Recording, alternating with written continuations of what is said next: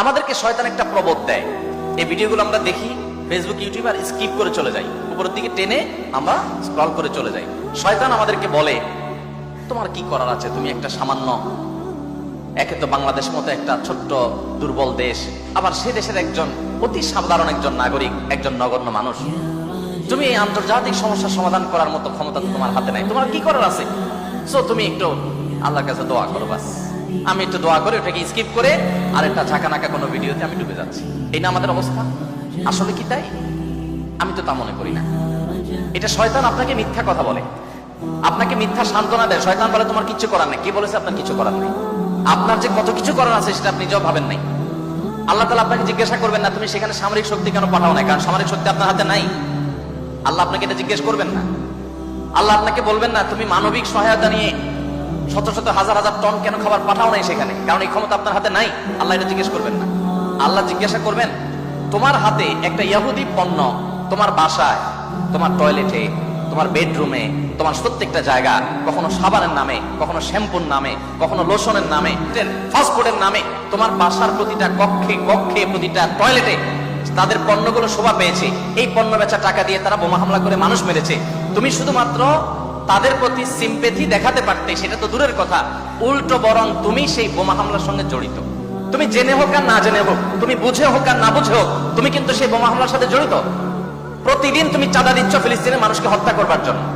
আল্লাহ এই কথা বলবেন? এই কথা বলার যথেষ্ট সুযোগ আছে। প্রতিদিন আপনি চাঁদা দিচ্ছেন। আমি একটা পেস্ট কিনতেছি না, আমি একটা বোমা হামলার জন্য টাকা ইনভেস্ট করছি বা চাঁদা দিচ্ছি।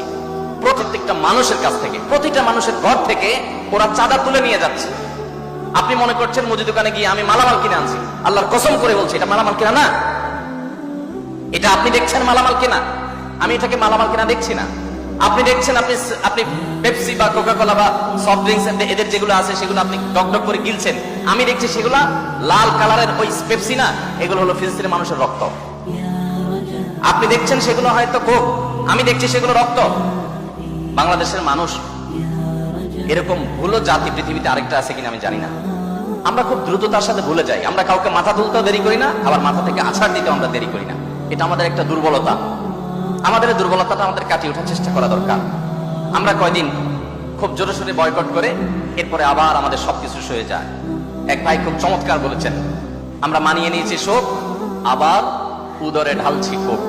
আপনি নামাজ পড়তেছেন, আপনি সিজদা করতেছেন, আপনি অনেক কিছু করতেছেন, দিন শেষে আপনি মুসলমানদের হত্যার সঙ্গে জড়িত।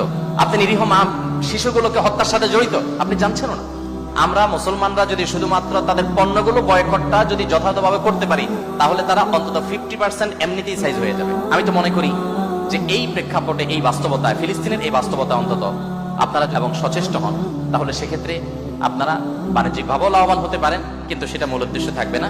আপনারা মূলত দ্বীনি চেতনা থেকে কাজটি করবেন। আল্লাহ তাআলা আমাদের সবাইকে আমাদের যে দায়িত্বটুকু আছে সেই দায়িত্বটুকু আদায় করার তৌফিক দান করেন। যারা ওয়াচটা দেখছেন, যদি ভালো লেগে থাকে তাহলে অবশ্যই চ্যানেলটা সাবস্ক্রাইব করবেন, তারপরে একটা লাইক, একটা কমেন্ট আর দয়া করে শেয়ার করে দিবেন, ঠিক আছে? আপনারা যদি আমাকে সাপোর্ট করেন তাহলে কমেন্ট করে জানান, আমিও আপনাকে সাপোর্ট করব, আপনার চ্যানেল আমিও সাবস্ক্রাইব করবো ইনশাল্লাহ।